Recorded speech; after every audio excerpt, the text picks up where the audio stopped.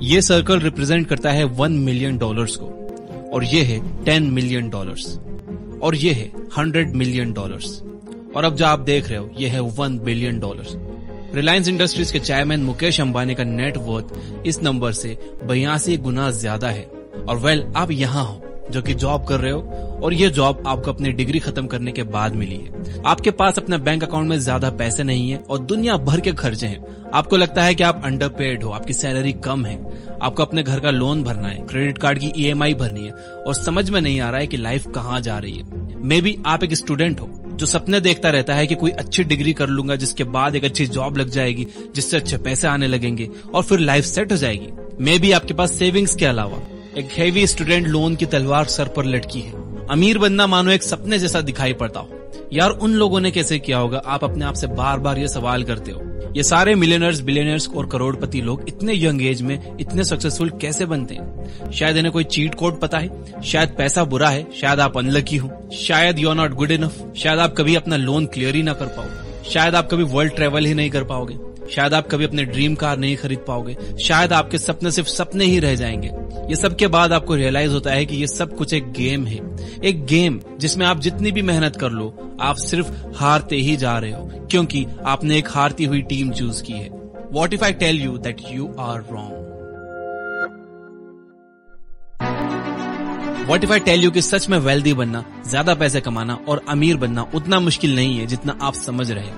What if I tell you कि आपको जो स्पोर्ट्स कार लेनी है वो आप ले सकते हो, आपको घर का लोन क्लियर करना है वो आप कर सकते हो, आपको जो गुच्ची के डिजाइनर कपड़े लेने हैं वो आप ले सकते हो, आपको जो लेटेस्ट आईफोन खरीदना है वो आप खरीद सकते हो, और आप जैसी चाहो वैसी लाइफ जी सकते हो। तो आप कहोगे कि क्या सर आप कहीं झूठ तो नहीं कह रहे हो? जिसके जवाब में मैं कहूंगा कि नहीं, इट्स पॉसिबल।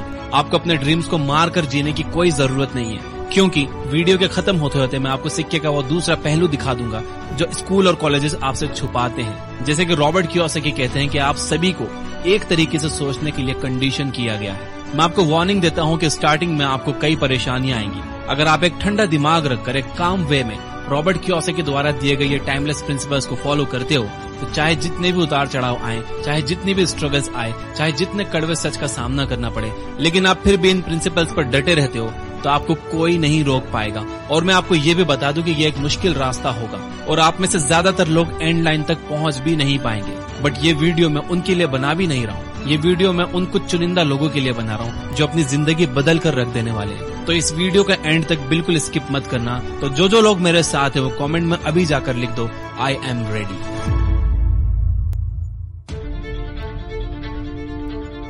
(1923) में शिकागो की एजवाटर बीच की होटल में एक ग्रुप ऑफ लीडर्स और बहुत बड़े बड़े बिजनेसमैन ने एक मीटिंग की। उनमें से कुछ नाम है: Charles shop, head of largest steel independent company; Samuel incel, president of largest utilities; Howard Hobson, largest gas company के ऑनर, और भी बहुत बड़े बड़े लोग थे। कट टू 25 ईयर्स, 25 साल के बाद मोस्टली ये सारे एलीट लोग बैंक करप्ट पाए गए। मेरे हिसाब से 1929 के मार्केट क्रैश की वजह से वो सारे लोगों ने अपने पैसे गवा दिए। मार्केट में अप्स एंड डाउन्स आएंगे, पर आपके पास जब फाइनेंशियल एजुकेशन होती है तब आप अपनी वेल्थ को ना सिर्फ बचा सकते हो बट उसे साइमल्टेनियसली ग्रो भी करवा सकते हो। एक रिच बास्केटबॉल प्लेयर को टीम से टर्मिनेट कर दिया गया और फिर उसकी spending habits and financial education ना होने की वजह से उसे कार वॉशिंग सेंटर में काम करना पड़ा, जिसके बाद उसे वहां से भी निकाल दिया क्योंकि उसने कार साफ करते वक्त अपनी चैंपियनशिप रिंग निकालने से मना कर दिया था। आपने ये नोटिस किया कि कैसे लोग करोड़ों रुपए की लॉटरी जीतते हैं और फिर एक साल बाद फिर से वैसे ही हो जाते हैं जैसे पहले थे। आई एम श्योर आपको केबीसी के करोड़पति सुशील कुमार पता ही होंगे, जिन्होंने करोड़ों रुपए जीते लेकिन कुछ सालों बाद बैंक करप्ट हो गए। अब यहाँ प्रॉब्लम यह है कि लोग पैसों पर ज्यादा फोकस करते हैं, एजुकेशन एंड फाइनेंशियल लिटरेसी पर नहीं। फाइनेंशियल लिटरेसी क्या होता है वो समझने के लिए आपको ये सिर्फ 3 स्टेटमेंट समझने की जरूरत है। Number 1 income statement, number 2 balance sheet और number 3 cash flow. Income statement में बेसिकली 2 चीजें आती हैं, इनकम जो हमें जॉब करने से मिलती है एंड एक्सपेंसेस जो हमारे महीने के खर्चे होते हैं जैसे कि food, rent, bills etcetera. Balance sheet में आते हैं 2 कॉलम्स, एसेट्स एंड लायबिलिटीज, जो हमारे जेब में पैसे डाले हुए एसेट्स और जो हमारे जेब से पैसे निकाले वो लायबिलिटी। एसेट्स जैसे कि rental income, franchise business, shops वगैरह। लायबिलिटीज जैसे कि car servicing charges, house maintenance charges, bills etcetera. और नंबर 3 है कैश फ्लो। कैश फ्लो अलग अलग लोगों के लिए अलग अलग होता है। मैं आपको समझाता हूँ 3 एग्जांपल से। एक गरीब इंसान का कैश फ्लो कैसा होगा।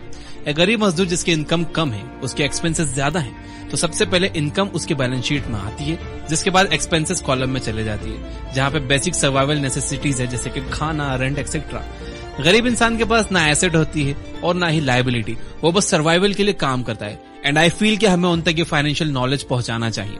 फिर आते हैं मिडिल क्लास लोग, जो अमीर बन सकते हैं पर ये एसेट्स खरीदने की जगह लायबिलिटीज खरीद लेते हैं। इन्हें सबसे पहले पैसे आते हैं सैलरी से या फिर सेल्फ एम्प्लॉयमेंट से, और ये पैसे आते ही लायबिलिटीज में चले जाते हैं, जैसे कि कार की ईएमआई, होम लोन की EMI, credit card bills, phone की ईएमआई एक्सेट्रा। और उसके बाद आते हैं फिर घर के खर्चे जैसे कि इलेक्ट्रिसिटी बिल, दूध का बिल एक्सेट्रा। तो उनका भी एसेट कॉलम खाली रहता है, क्योंकि ऑलरेडी खर्चे तो बहुत हैं, लेकिन उन्हें हर महीने लायबिलिटीज भी तो खरीदनी होती है दूसरों को दिखाने के लिए, खासतौर से उन लोगों को दिखाने के लिए जिन्हें वो पसंद नहीं करते हैं। और तीसरे कैटेगरी में आते हैं अमीर लोग। एक अमीर आदमी अपनी एसेट जैसे कि stock, real estate, bonds, patents, businesses etcetera, इनसे ही इतने पैसे जनरेट कर लेता है कि उससे ही वो अपने घर के एक्सपेंसेस जैसे कि इलेक्ट्रिसिटी बिल, फूड वुड को क्लियर कर देता है। और तो और वो अपने एसेट्स के पैसों से ही लायबिलिटीज खरीदता है, एंड जो भी एक्सेस कैश बच जाता है वो फिर उससे एसेट्स खरीद लेता है। एक अमीर इंसान हमेशा ये जानता है कि उसकी इनकम से पहले वो एसेट्स खरीदेगा और फिर उन एसेट्स से होने वाली इनकम से लायबिलिटीज खरीदेगा। The rich invent money. 1876 में जब सर अलेक्जेंडर ग्राहम बेल ने टेलीफोन को पेटेंट कराया, तब उन्हें एक्सट्रीम हाई डिमांड की वजह से बहुत सी प्रॉब्लम्स फेस करनी पड़ रही थी। लोग टेलीफोन डिमांड किए ही जा रहे थे, पर उनके पास उतने टेलीफोन्स की सप्लाई ही नहीं थी। तो फिर वो विलियम ऑर्टन के पास गए, जो कि उस टाइम सबसे बड़ी कंपनी वेस्टर्न यूनियन के प्रेसिडेंट थे। ग्राहम बेल ने अपना पेटेंट सेल ऑफ करने के लिए उनसे $1 लाख की मांग की, जिसको विलियम ऑर्टन ने पागल हो क्या बोलकर रिजेक्ट कर दिया। जिसके बाद ग्राहम बेल ने AT&T फॉर्म की, जो बाद में $1 मिलियन कंपनी बनी। ये देखकर विलियम ऑर्टन को ये रियलाइज हुआ कि उनसे कितनी बड़ी गलती हो गई है। अगर वो टेलीफोन का पेटेंट खरीद लेते तो क्या ही हो जाता। हमेशा याद रखो, it's not the smart who get ahead but the bold. ज्यादातर लोग अपने पैसों को लेकर बड़ा सिक्योर खेलते हैं, जरा भी रिस्क नहीं लेते, क्योंकि उन्हें लगता है कि अगर वो रिस्क लेंगे तो उनके पैसे डूब जाएंगे। और इस डर को हराने के लिए आपको अपना फाइनेंशियल IQ हाई करना चाहिए, ताकि आप अपनी डेस्क जॉब छोड़ सको और अपने बिजनेस आइडिया से $1 मिलियन कमा सको। आज से 400 साल पहले हम जमीन को एसेट मानते थे, जिसके बाद जितनी ज्यादा जमीन वो उतना ज्यादा अमीर। फिर इंडस्ट्रियलाइजेशन होने की वजह से लोग फैक्ट्रीज और ऑफिसेज को एसेट्स मानने लगे। और आज की मॉडर्न एज की बात की जाए तो हम इन्फॉर्मेशन को एसेट मानते हैं। पर यहाँ समझने वाली बात यह है कि information today is infinite and daily नई नई चीजें आती ही जा रही हैं। पहले के जमाने में ये सब पॉसिबल नहीं था, लेकिन आज ChatGPT और AI के जमाने में ये सब पॉसिबल है। तो प्लीज अपना टाइम सीखने में और एग्जीक्यूट करने में लगाओ, क्योंकि आप जितना ज्यादा सीखोगे उतना ज्यादा आप बोल्ड और कॉन्फिडेंट बनते जाओगे। Work to learn, don't work for money. एक बार रॉबर्ट कियोसाकी इंटरव्यू देने के लिए सिंगापुर गए थे। एक यंग लेडी उनका इंटरव्यू लेने वाली थी।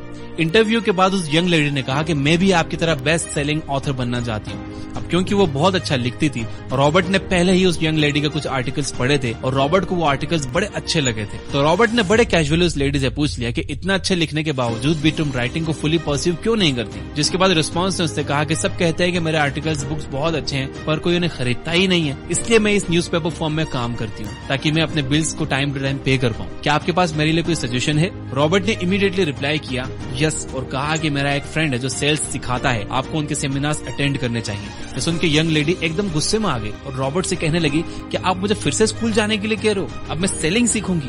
तो रॉबर्ट ने कहा कि सीखने में क्या बुराई है। तो उसने कहा कि मैंने इंग्लिश लिटरेचर में मास्टर्स किया है, आई एम अ प्रोफेशनल, और वैसे भी मुझे सेल्स के लोगों से सख्त नफरत है। ये बात बोल के वो अपना ब्रीफकेस पैक करके जाने लगी।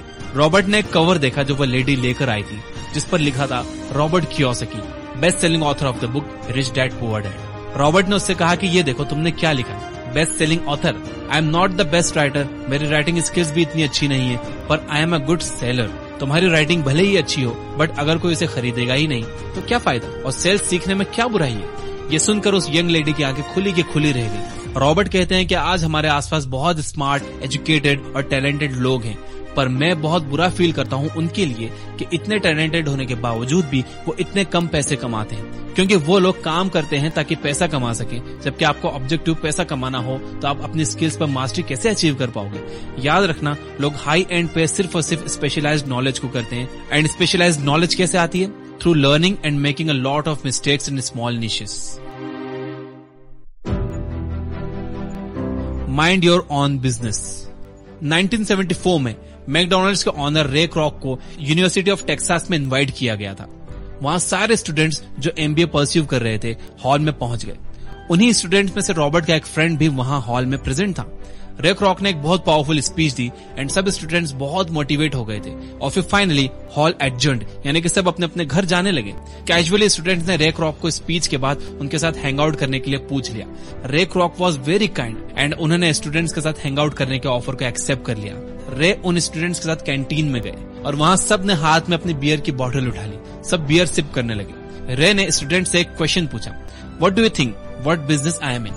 स्टूडेंट्स को लगा कि रे मजाक कर रहे हैं, सब हंसने लगे। रे ने फिर से सेम क्वेश्चन कहा कि आपको क्या लगता है मैं किस धंधे में हूँ? तो एक स्टूडेंट ने कहा कि वो कोई गधा ही होगा जिसे पता ना होगा कि आप बर्गर्स की फ्रेंचाइजी सेल करते हो। रे ने कहा कि मैं बर्गर्स बेचने के धंधे में नहीं हूँ, मैं एक्चुअली रियल एस्टेट के धंधे में हूँ। मेरा फोकस बर्गर्स बेचने पर नहीं है, बल्कि मेरा फोकस अपनी फ्रेंचाइजी देकर top spaces of real estate को एक्वायर करने में है। आज हमारे पास कैथोलिक चर्च से ज्यादा पीसेस ऑफ लैंड है, वो भी वर्ल्ड के पॉश से पॉश प्लेसेस पर। रॉबर्ट का फ्रेंड जो रे क्रॉक से क्वेश्चन पूछ रहा था, आज उसका कार वॉशिंग का बिजनेस है, पर वो कार्स को वॉश करने पर फोकस नहीं करता। वो कार वॉशिंग के नाम पर ज्यादा पीसेस ऑफ रियल एस्टेट को एक्वायर करने पर ध्यान देता है। दोस्तों, फोकस हमेशा रखो एसेट्स एक्वायर करने पर। आज रॉबर्ट लोगों से पूछते हैं कि what business you are into, तो लोग कहते हैं कि I am into the business of banking. मैं पूछता हूँ क्या आप बैंक ऑन करते हो? वो लोग कहते हैं नहीं। यही तो दिक्कत है, बहुत सारे लोग अपने काम को अपने बिजनेस से कंफ्यूज करते हैं। आप किसी और के लिए जो काम करते हो वो प्रोफेशनल वर्क है और जो आप अपने आप के लिए करते हो वो आपका बिजनेस है। आई नो वीडियो थोड़ी लंबी हो गई है, बट एंड में मैं आपसे यही कहूंगा कि अगर आपको वेल्दी बनना है तो start minding your own business, keep your day time job, but start buying real assets, not liabilities.